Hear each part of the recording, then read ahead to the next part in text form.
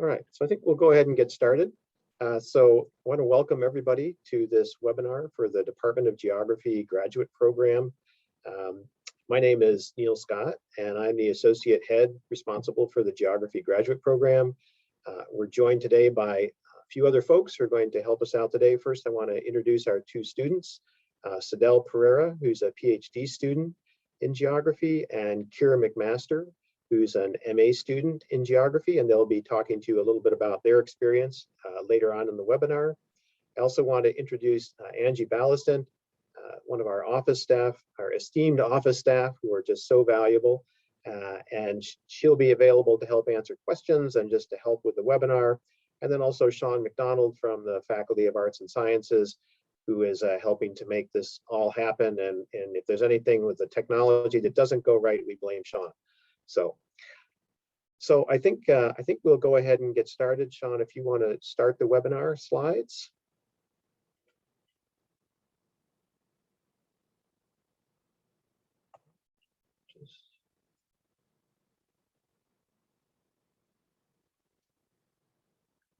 Okay, so welcome everyone to this webinar highlighting the Geography Graduate Program at Queen's University. The purpose of this webinar is to provide some basic information about our Geography Graduate Program, and there will be time at the end of the webinar for you to ask us questions. So we will ask, if you want to ask questions, you can type them into the chat, and we will answer them at the end of the webinar. Our goal today is to highlight various aspects of our graduate program, how it can create great opportunities for you to further your education.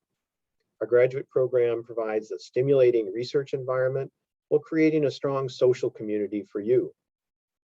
We provide lots of opportunities to develop professional connections, which are a key part of your graduate program.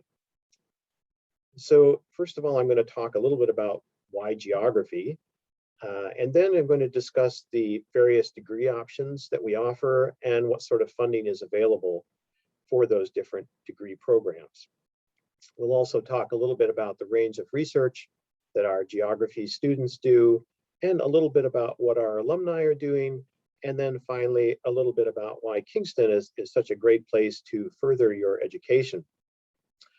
After that, we'll hear a little bit from our two students, and then I'm going to talk briefly about some opportunities for specific projects. I actually won't talk as much as I will just we'll scroll through a few slides and let you just read some of these project options. They'll also be posted I believe in the chat, so you'll have access to that information after the webinar. And then finally, we'll have time for a Q&A at the end of the webinar. Okay, next slide, John.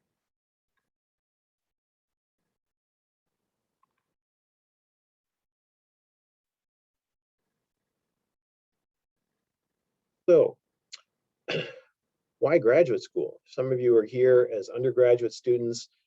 You might be trying to decide whether or not you want to even go on to graduate school or not. So I thought I'd kind of start at that point, talk a little bit about some of the reasons for going to graduate school. Perhaps the most important benefit is that you get to satisfy your own curiosity and explore research topics that are of direct interest to you. While there is a course component, a large component of your program will be involved in your own research.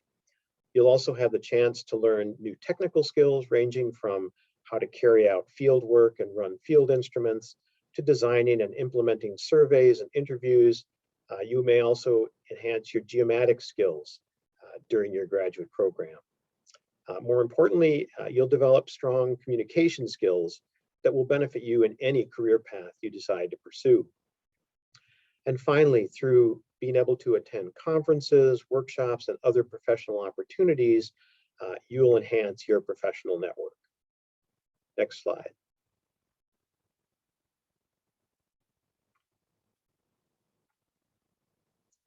So now that I've sparked your curiosity, let me tell you a bit more about the Geography Graduate Program. Geography is an incredibly diverse, rich discipline. It involves studying and understanding the Earth's places, societies, and the environment at a range of different spatial and temporal scales. It's a unique discipline that integrates the social sciences, humanities, and natural sciences. There are a few other disciplines that do that. Much of the research is interdisciplinary, often involving collaborative projects with colleagues from a wide range of disciplines and different areas of expertise. Next slide. So just to give you a sense of what some of our programs are that we offer, at the undergraduate level, we offer a BA and a BSc degree, and we also offer certificates in GIS and also a certificate in urban planning. At the graduate level, which is of more importance to us today, we offer an MA and an MSc degree for our master's students, and then we offer a PhD, which could be in both human geography or in physical geography. If you're an undergraduate student and you're interested, we offer a combined program. A combined program is basically a way for undergraduate students to start taking graduate courses before finishing their undergraduate degree. So it really kind of helps you to get a jump on your coursework for graduate school. Next slide. So I just want to talk a little bit about the logistics of our two main programs, the master's and the PhD. First of all, I'll focus on the MA and MSc programs. As an incoming student, you'll be guaranteed 2 years of funding, or 6 terms, including 2 summer terms. If you go beyond that, you can stay in the program, but it marks the end of your funding eligibility. So no funding is guaranteed beyond those 6 terms. So we really encourage students to finish in that time, and we do whatever we can to try and move our students through the program so that they can complete it while they're still eligible to receive funding. As a master's student, you are required to take 4 courses, plus Geography 857, which is a core professional development course that teaches you a range of essential skills and exposes you to various services at the university. For the half thesis option, it is 6 courses. It also guides you through the development, 857 guides you through the development of your research proposal to keep you moving forward with your research. Most of your coursework is completed in the first year. Class sizes are generally pretty small. I know for the courses that I teach, I usually have anywhere from 5 to 15 graduate students attending those classes, so they tend to be quite small. It's also possible to take courses outside of the department or to develop a focused reading course with any faculty member. You need permission for both of these, but it's usually not a problem as long as your supervisor agrees to it. As a master's student, and in conjunction with discussions with your supervisor, it's also possible to get promoted to the PhD program after the first year. Basically, what that would do is give you a slightly faster track to a PhD, while also providing an additional year to complete the PhD, as the courses that you completed in year 1 will count towards your PhD requirement. Once you get to the second year, you're largely going to be focusing on writing your thesis. At the end of your program, there is a defense where you present your thesis results to your committee, and they will ask you questions. School of Graduate Studies provides a lot of support for graduate students. They run a range of programs that can enhance your experience at Queen's. One of those is the Expanding Horizons program, a series of workshops focusing on a whole range of professional development skills for students. Next slide.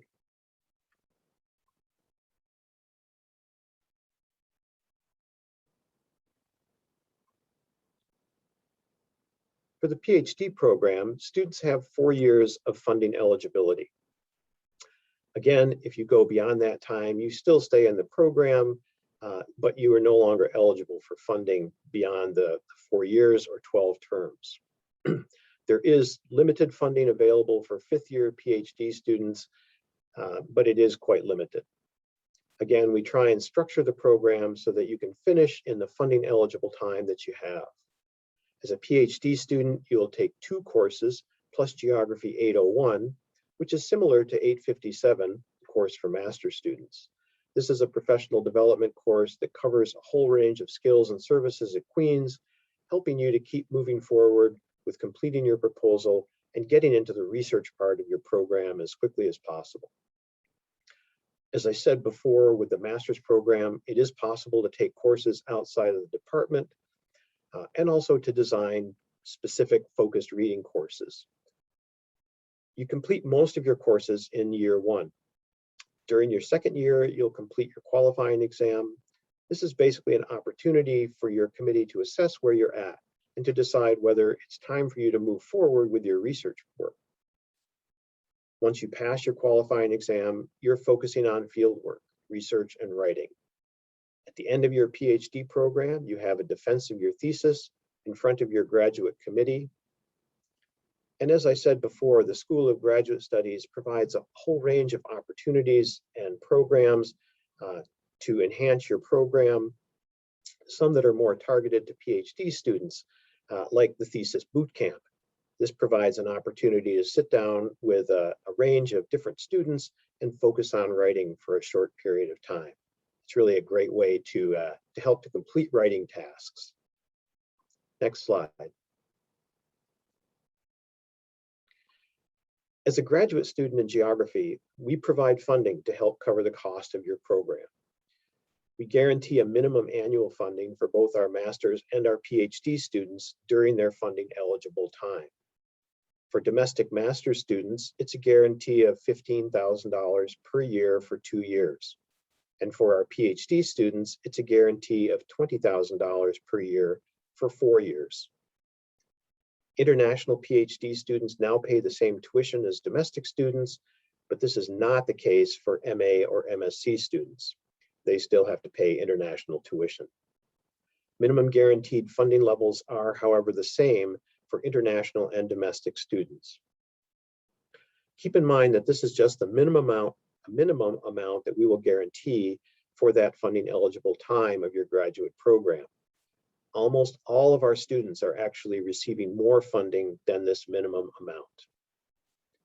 Funding in our department could include any combination of teaching assistantships, Queen's Graduate Awards, and research assistantships. Students also apply for external funding, such as that from NSERC, SSHRC, and CIHR, and also Ontario graduate scholarships. Funding can vary a little bit from year to year, but we do try to keep it as consistent as possible. It really depends on how successful our students are at bringing in external funding. Both master's and PhD students can apply for conference travel funds to support travel to conferences, and we really encourage students to attend conferences as much as they can. PhD students can also apply for fieldwork support. And finally, supervisors will sometimes supplement your base funding from the department with a range of different types of research assistantships or fellowships.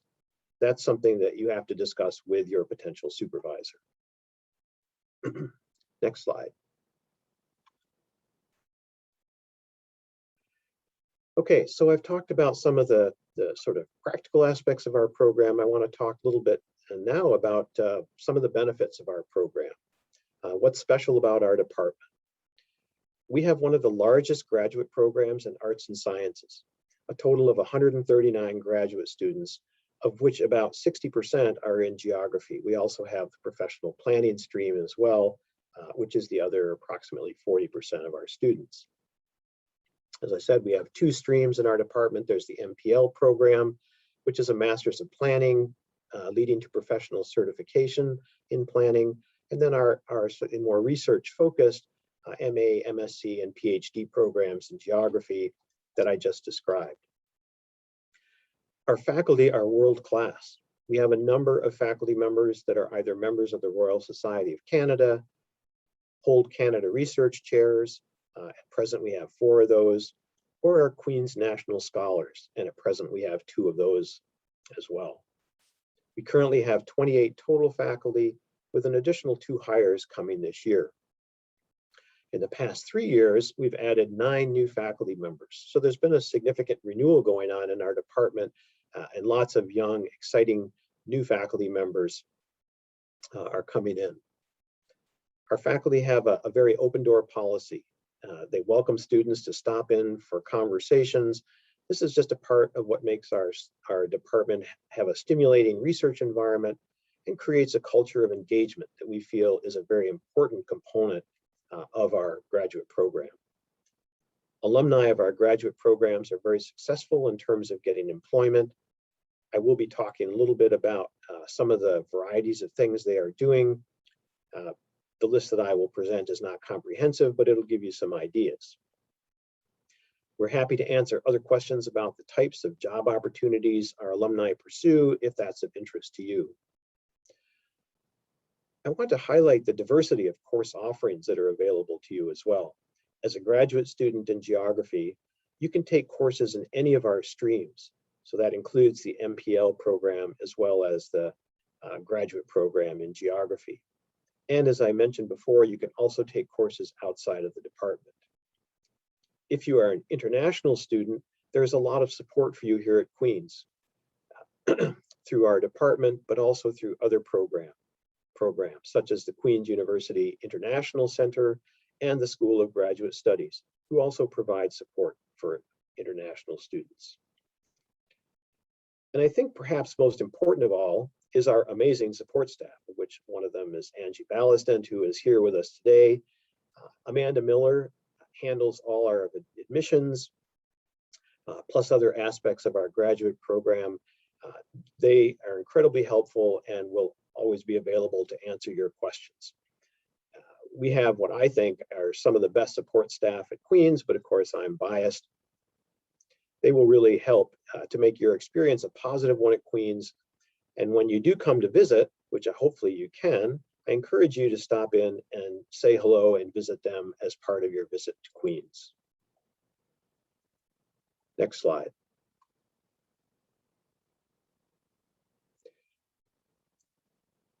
Our graduate students are conducting a wide range of research projects in both human geography, physical geography, and some even in the areas of urban planning. Human geography research focuses on the interaction of linkages between systems that operate at different scales, ranging from local scales, including work, place, bodies, gender, health and healthcare, urban areas, to regional and national scales, including issues such as citizenship, justice, governance, post-colonialism, and indigenous peoples. And further up in scale to the global scale, addressing issues around globalization, development, economies, and sustainability.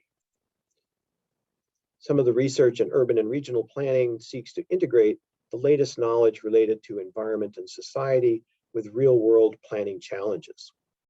Areas of focus include health and social planning, environmental services, and land use and real estate planning. Our physical geography students focus on studying the physical, chemical, and biological processes operating at a wide range of spatial and temporal scales, and also how they interact with one another. Areas of faculty interest include study of forest ecosystems, cold regions, issues surrounding energy production, and planning around resource use.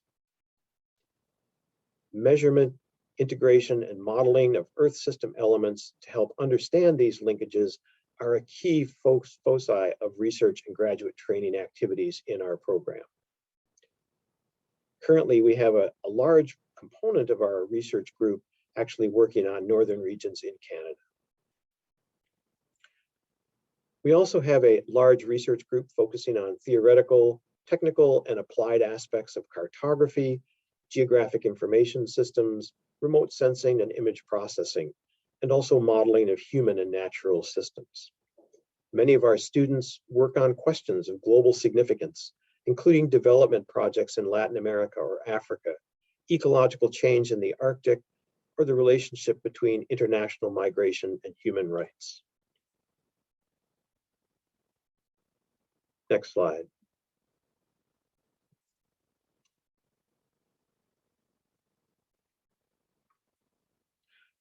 One of the key things about our graduate student body is that they are very engaged.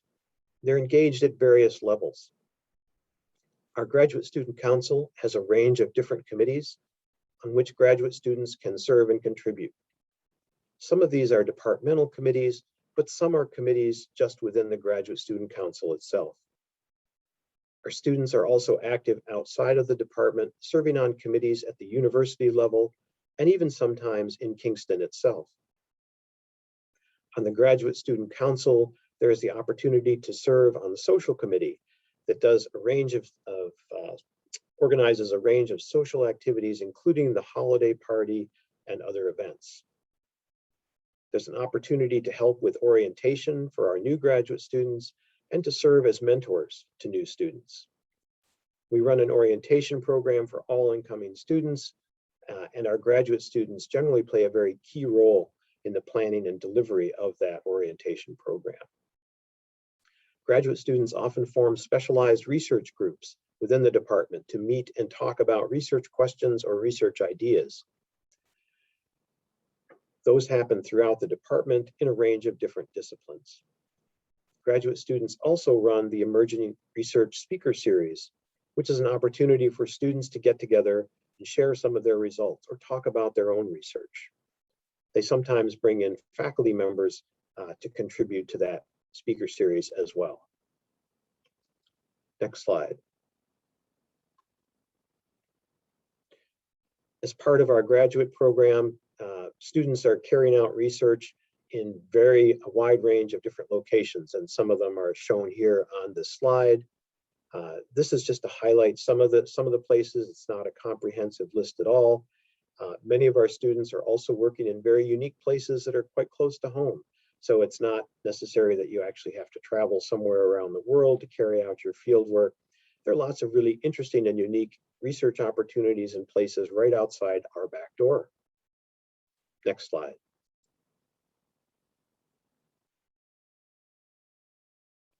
I want to just highlight some of the directions that our alumni have gone in the past. And again, this isn't a comprehensive list.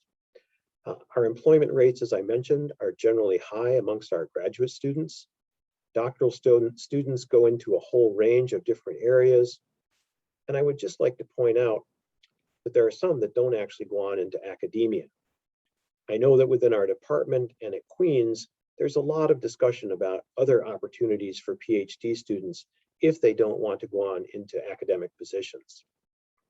And I know some of our PhD students have taken that route once they leave Queens after completing their PhDs. Our master's students go into a whole range of different types of employment opportunities. Many work in companies or organizations that are listed here in this slide. I know several students who have gone to work in consulting companies or nonprofit organizations such as Ducks Unlimited and other wide range of other organizations as well. We've had several students go to work for various government departments. I know we have some students who have gone to work as planners in planning departments in Ontario and other provinces. Students sometimes go to work in a range of different government agencies, as I mentioned, such as the Forest Service and the Ministry of Natural Resources. Many of our master's students actually decide to go on and get a PhD. So hopefully you can see from that there's a wide range of professional opportunities for you after you've completed your graduate work in geography. Next slide.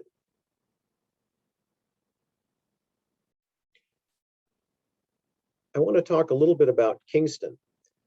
I think Kingston is a great city and it's a great place to further your education. I personally have lived in several small cities around the world, and I think Kingston is one of the nicest. It's a city that's growing. Our population grew by about 2% since the last census and is now up to about 136,000 people. The campus sits right on the shores of Lake Ontario. So from our building, it's about a 5-minute walk down to the Lakeside Park. It's a great place to go in the summertime and sit and enjoy the outdoors a little bit during the day. The downtown is also very vibrant. There are lots of restaurants, stores, and Market Square in the wintertime has a skating rink, and in the summertime, there's a farmer's market and other temporary markets that get set up in that location.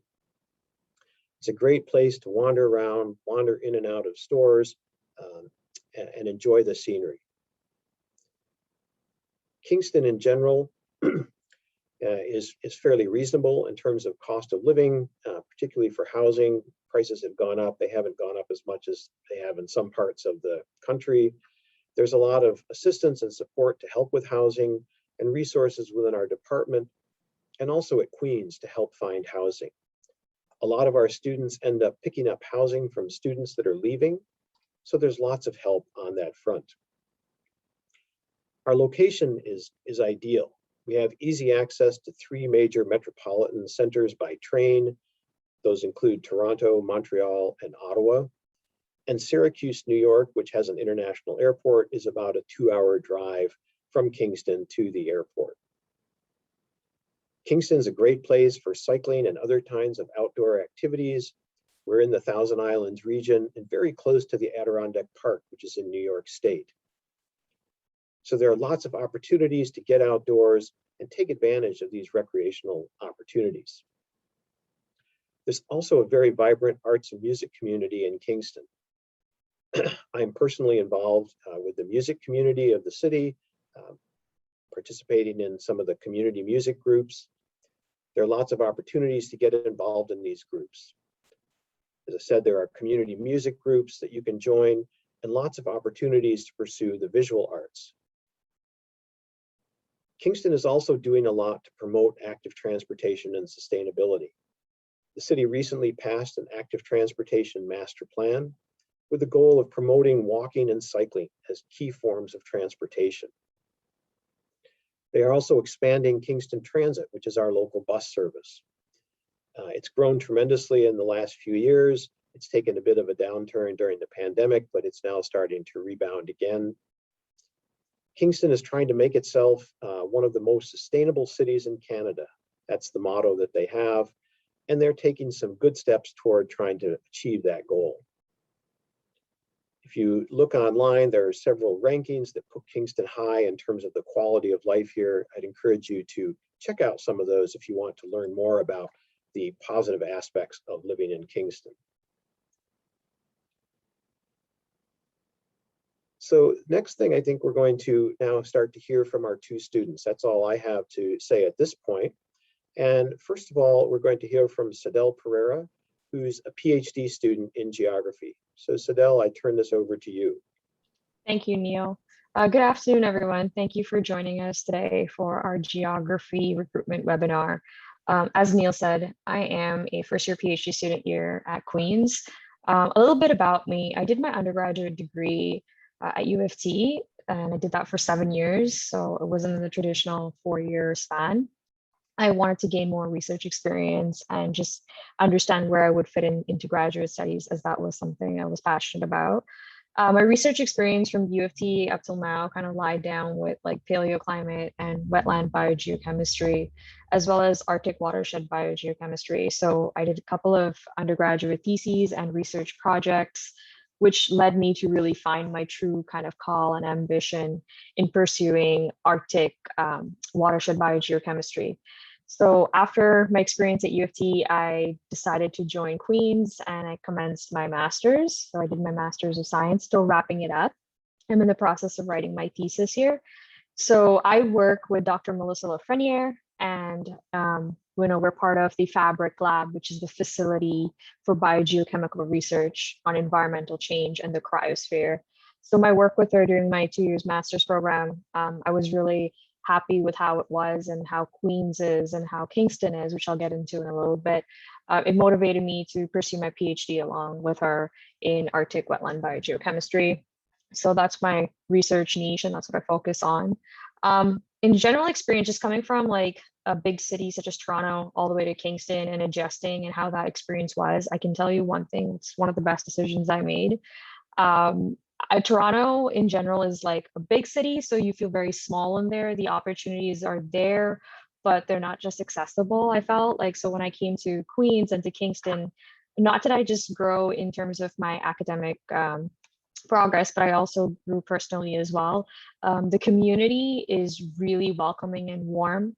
There's tremendous support here in terms of at Queen's, like in terms of our faculty staff. They were and still are the best team I've ever seen. And honestly, they're my go-to people. They've been there to support me as a student mentally. They've been there to support me even personally. So there's no complaints. That's one thing that has made me progress from my master's to my PhD is the ongoing support.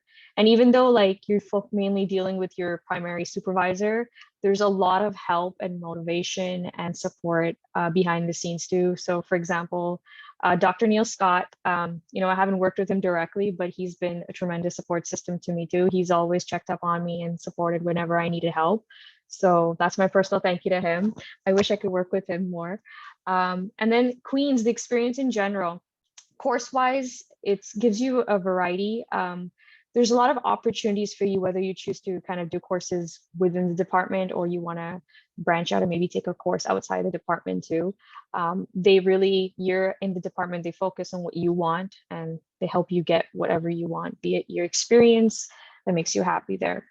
TAing wise, I was part of the TA-ship. So for me, funding came primarily from TAs and some external awards that I've achieved. So again, the community is very supportive. I've TA'd several courses, including like Arctic cold environments and some biogeochemistry courses, as well as some second year, first year courses, which have allowed me to also gain more knowledge in my field of expertise.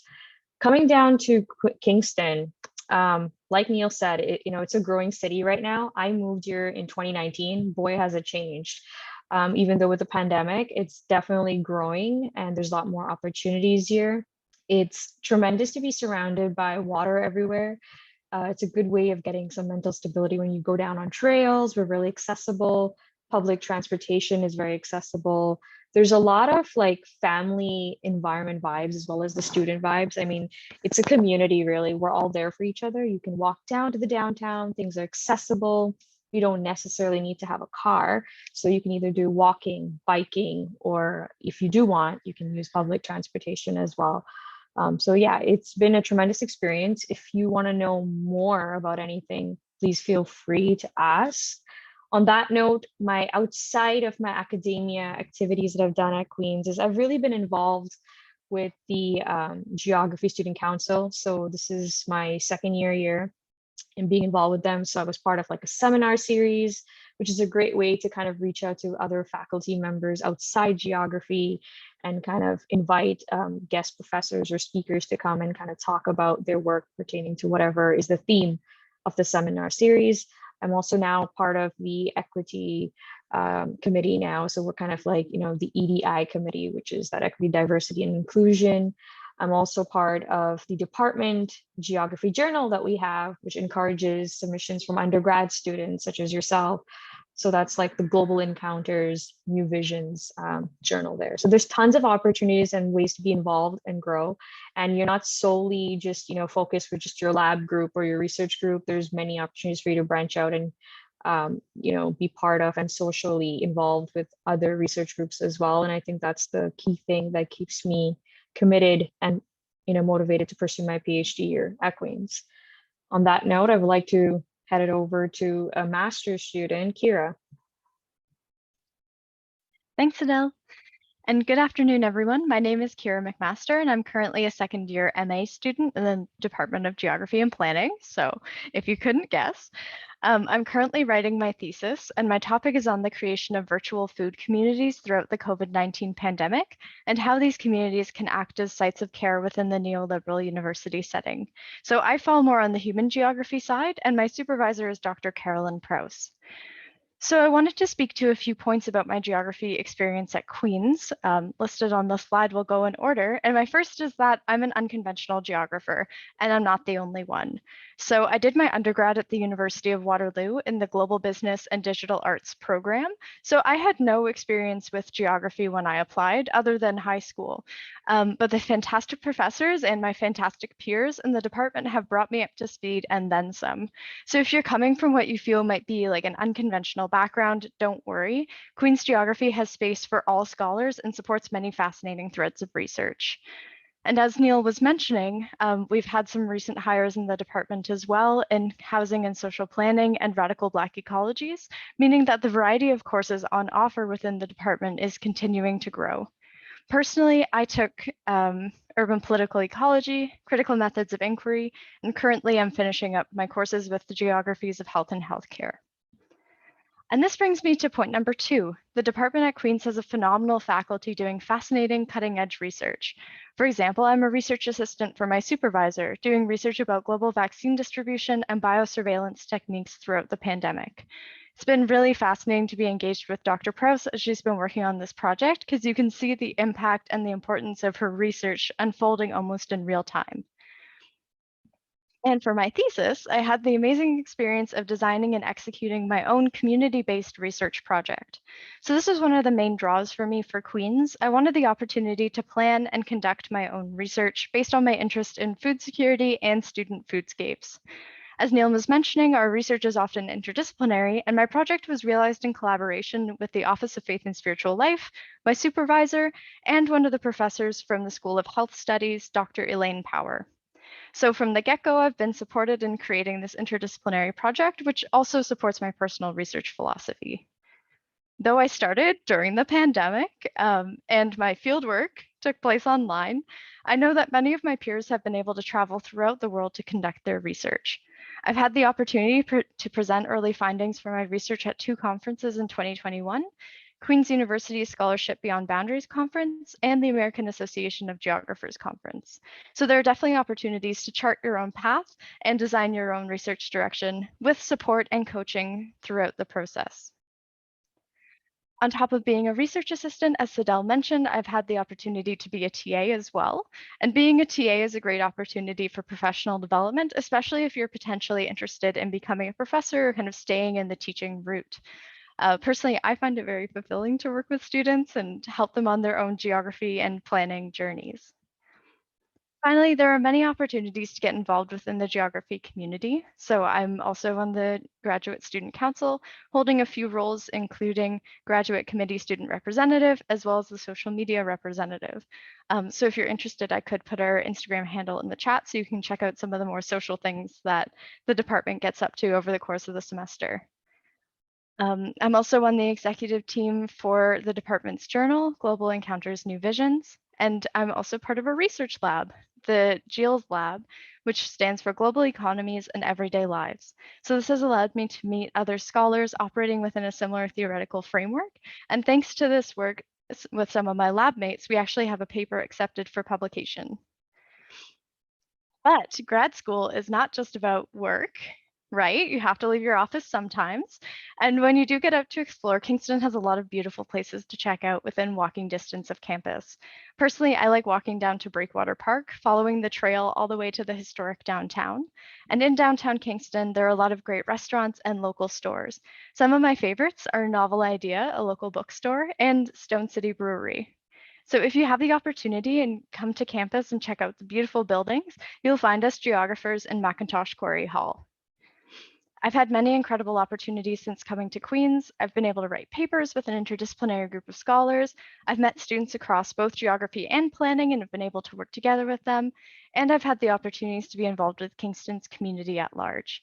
My research has also been funded by a SSHRC scholarship, which also speaks to some of the broader support that geography research receives. So I'm going to wrap up my section of the presentation now, but I'd just like to say thank you for coming, and I would be happy to answer any questions that you have at the end. And now I'll pass it back to Neil.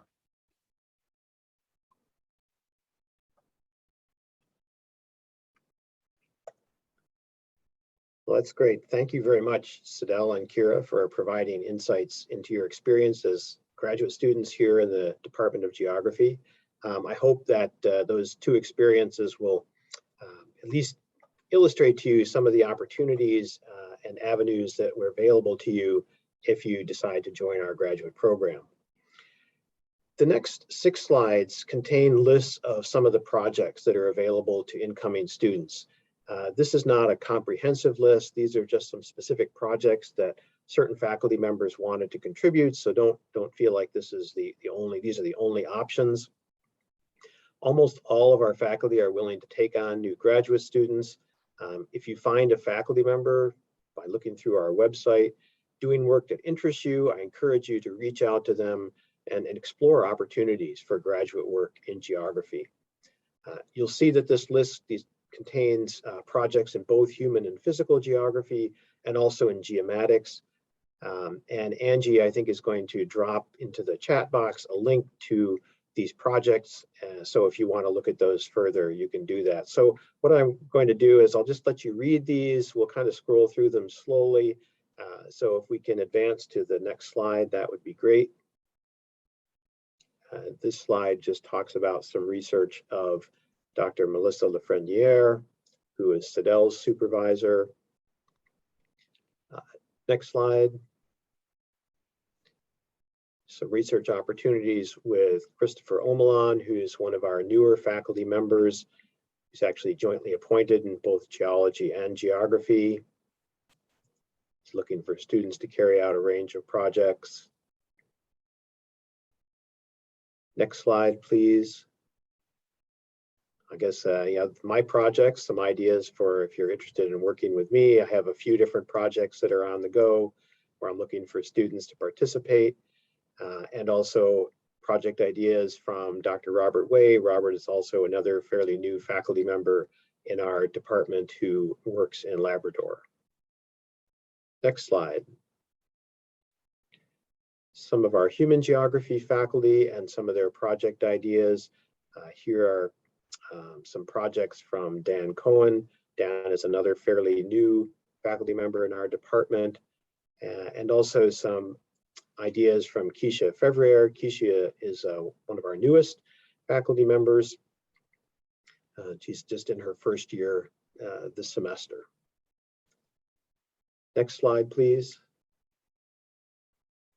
Some more project opportunities with our human geography faculty, and also with faculty members from planning, Maxwell Hart, another fairly new faculty member looking for graduate students, and Carolyn Prowse, who is a supervisor for Kira McMaster. Next slide, please.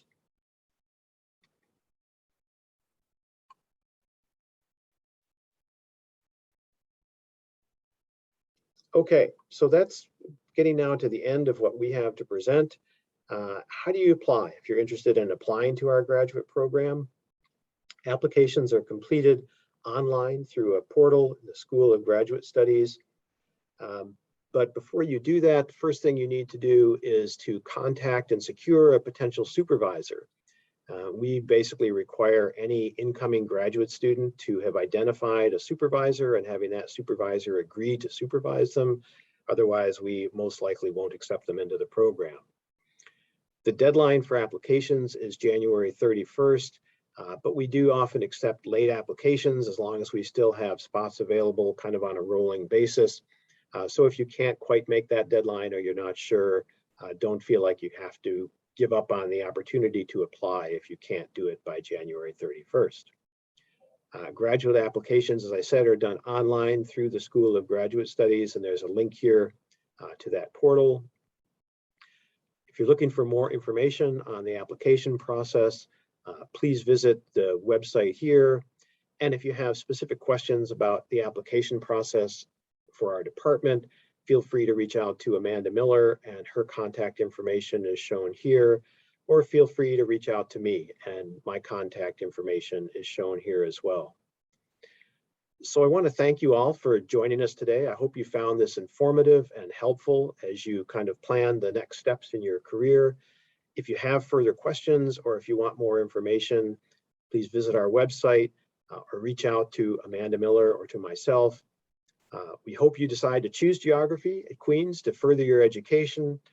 And we're now going to go through the chat and we'll try and answer some of your questions. So thank you very much for attending. So Neil, I'll just speak to the questions in the chat for you. One student was saying at the beginning of the presentation, does that mean that there could be undergraduate students in any of the graduate level courses when you were talking about undergrads being able to take grads courses? Right. There could be.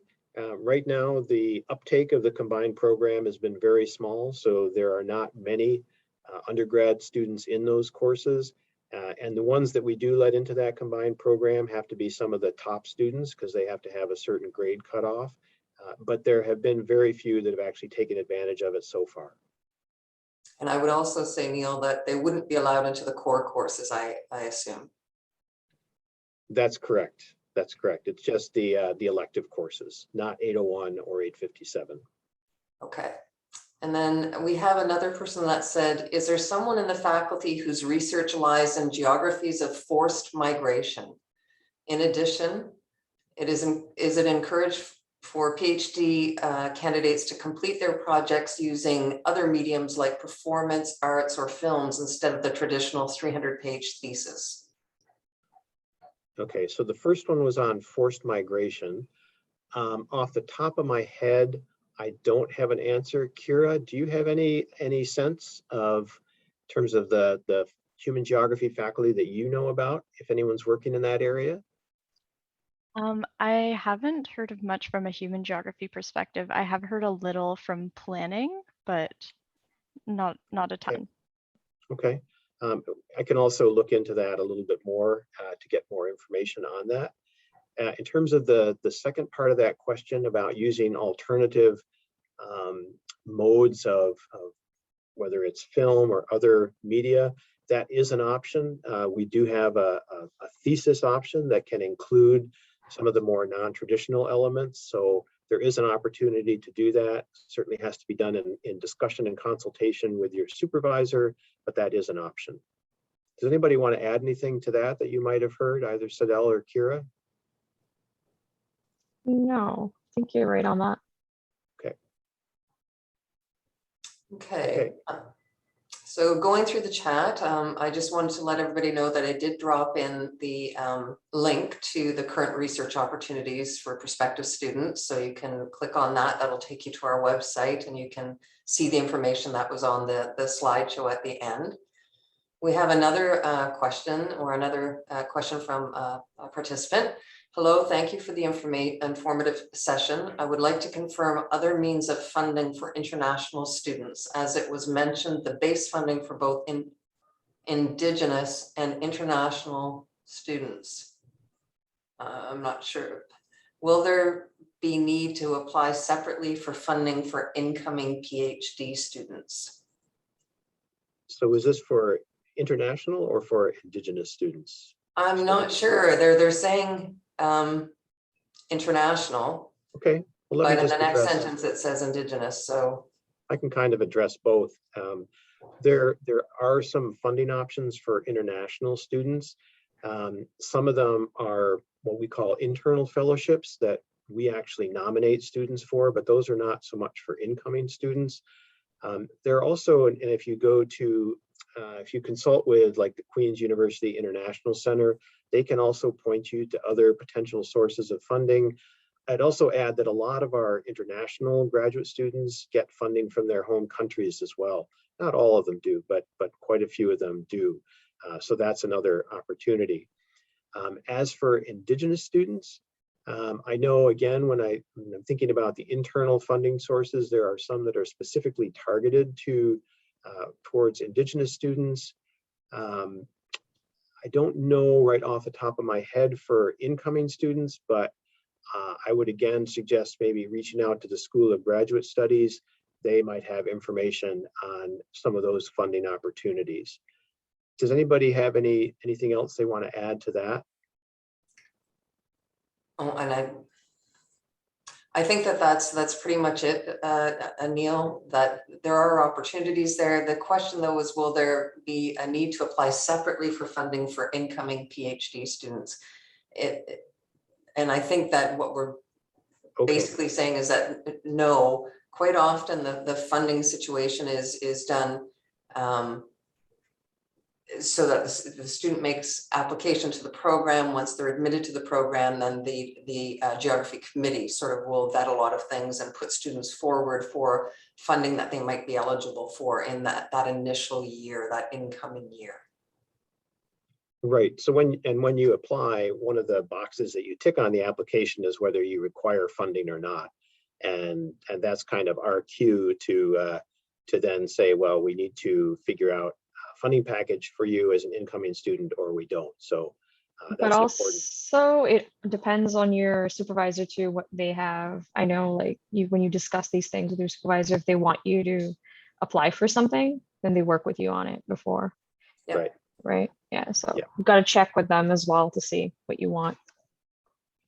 Yeah, I should just add that for incoming, if you're an incoming master's student thinking about graduate school, you can apply for tri-council funding, so SSHRC, NSERC, CIHR funding before you finish your undergrad. So as a fourth-year undergraduate student, you can apply for that funding that would then apply towards your first year of graduate study. And I would encourage any fourth-year students that are thinking about graduate school to do that. Yeah, let me actually, I'll drop that link into the chat right now. Okay, thanks.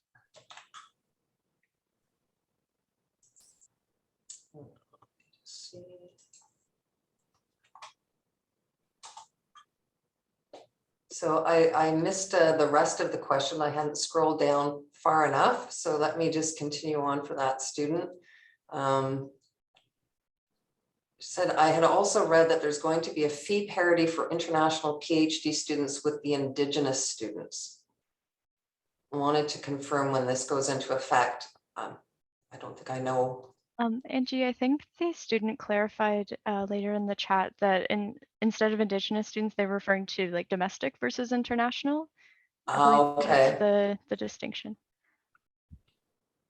Yeah, so I'm not sure about fees, but this is the first year that international PhD students have paid the same tuition as domestic PhD students. So they are now on an equal basis. Unfortunately, that has not applied to master's students. So master's students, international master's students, are still paying international tuition. So hopefully that answers the question that they were asking. And then the last part of that was, what's the admission rate for international students into the geography graduate program?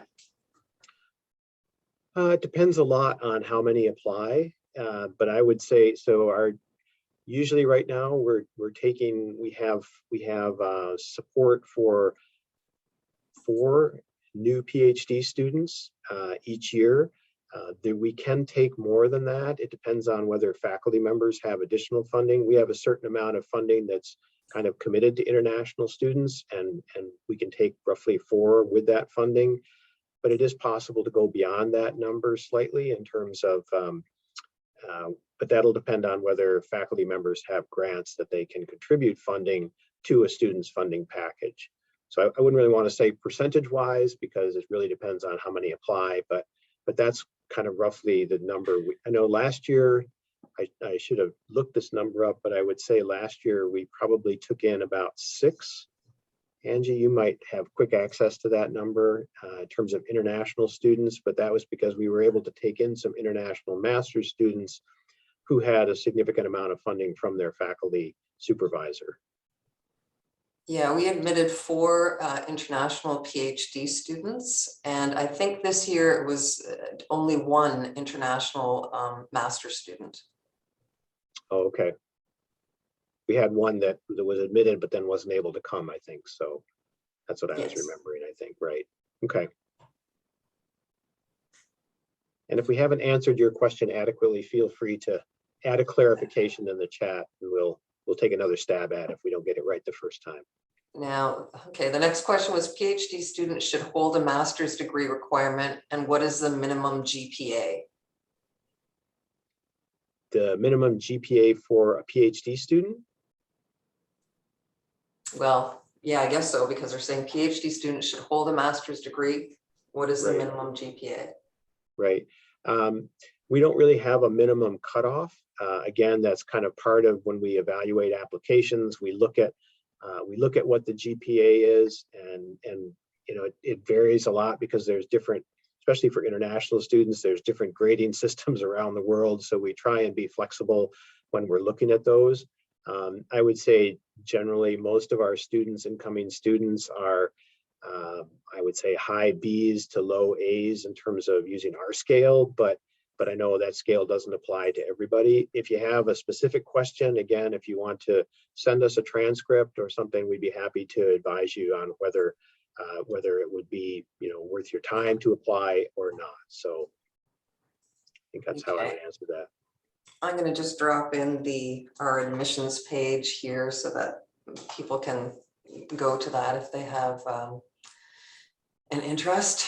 Now, how many students do you admit in the PhD level? How many do we admit?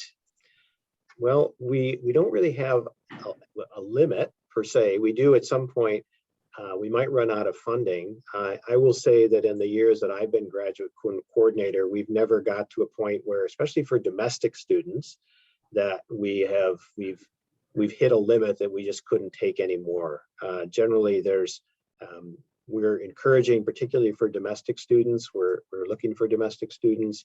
Our incoming class generally runs about, I think it's average sort of 17 to 22 maybe over the last few years. And that's kind of the number that we're aiming for, is probably sort of low 20s in terms of incoming students, but there's not a set limit on how many we can take.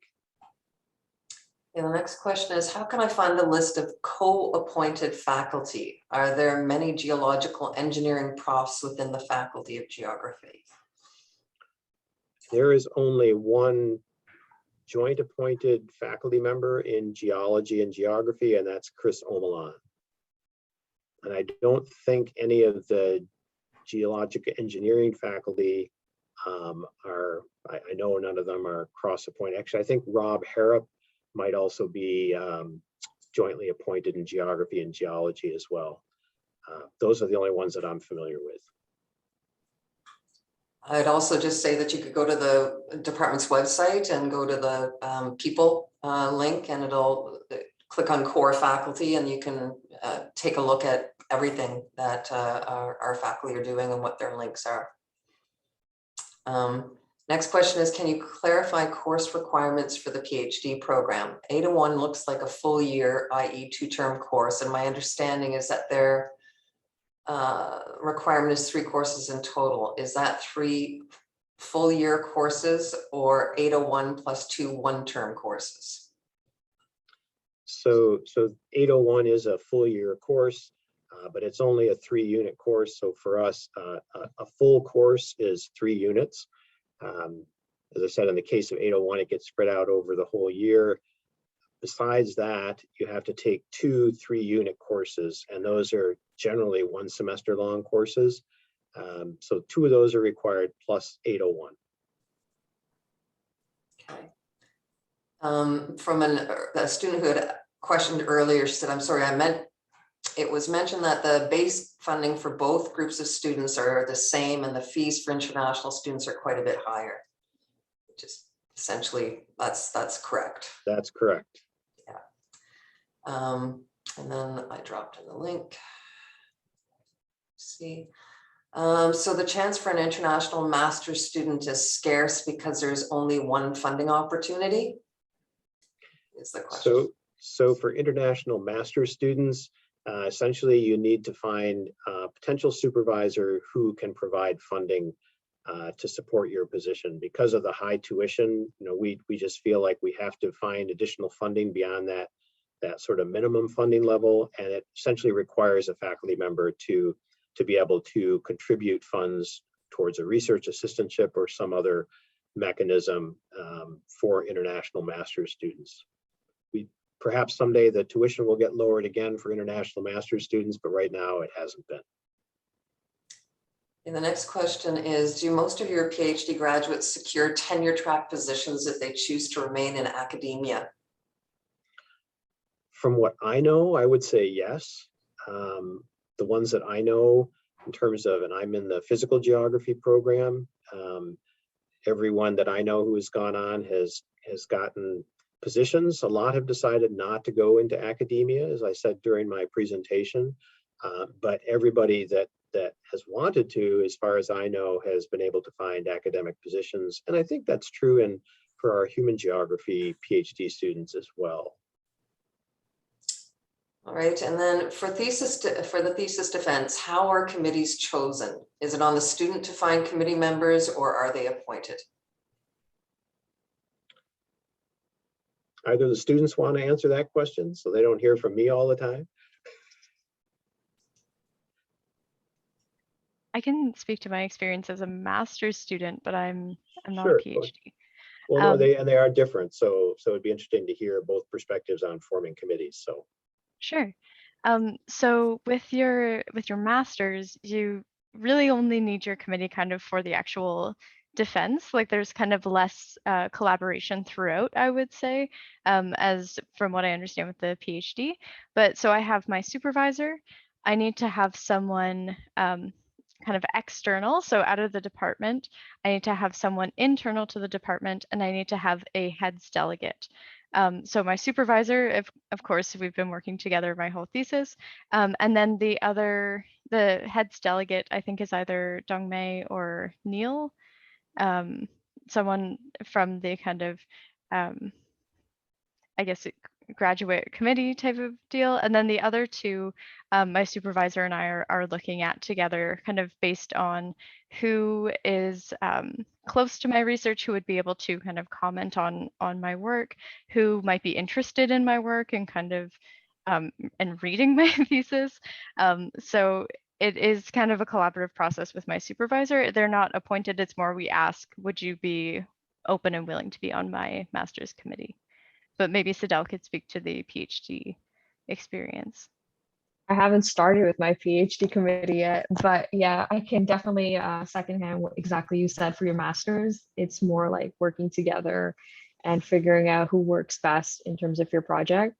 I'm in the process of first figuring out my master's thesis committee before I actually step into the PhD. But yeah. So I would just add that, so for the PhD, you basically form your committee as part of your, when you get kind of in your second year, when you get to the stage of doing your qualifying exam is when you kind of strike your committee. And that includes, similarly to the master's program, somebody from outside the department, somebody else from inside the department, people who have sort of knowledge of your research area, and also a heads delegate who's there to kind of oversee the whole process and make sure all the forms get completed during the qualifying exam. And so once the qualifying exam is completed, and that does involve your committee, then basically it's up to students to interact with their committees. If they have questions, they're certainly welcome to go and talk to their committee members. Committee members are always open to hearing from students and discussing their research with them. But in terms of formal requirements, there's then the next thing would be your defense at the end of your PhD.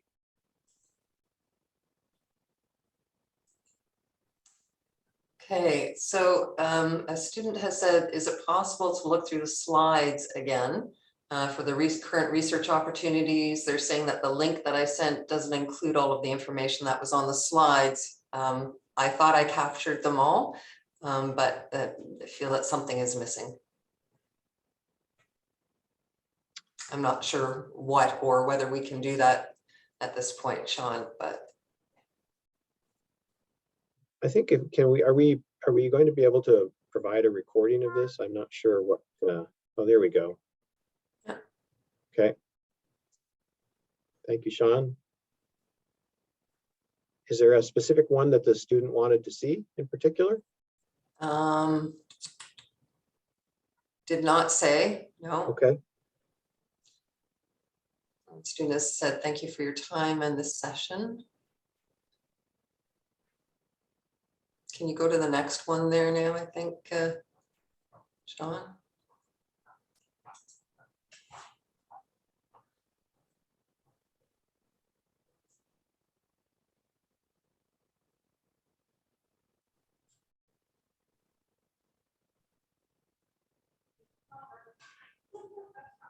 I'll be going to the next one now, Sean.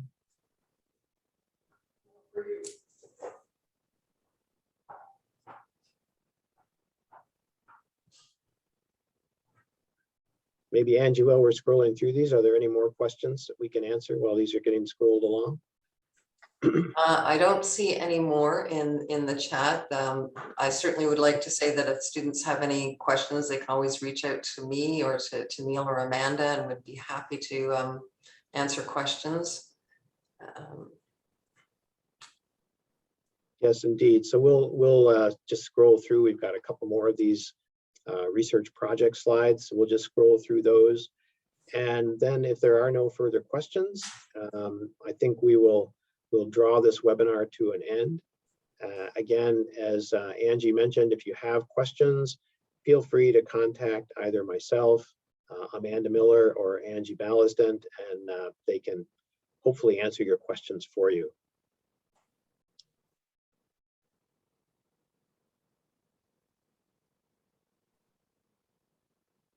So I want to thank everybody for attending today. And again, if you have any other questions, feel free to reach out to us. And hopefully you'll decide to select Queen's Geography as your next place to further your education. So have a great day. And thank you again. Thank you, Sadell and Kira, for your contributions. Thank you, Angie. Thank you, Sean. And I hope everybody has a great day. Bye, everyone. Bye. Bye.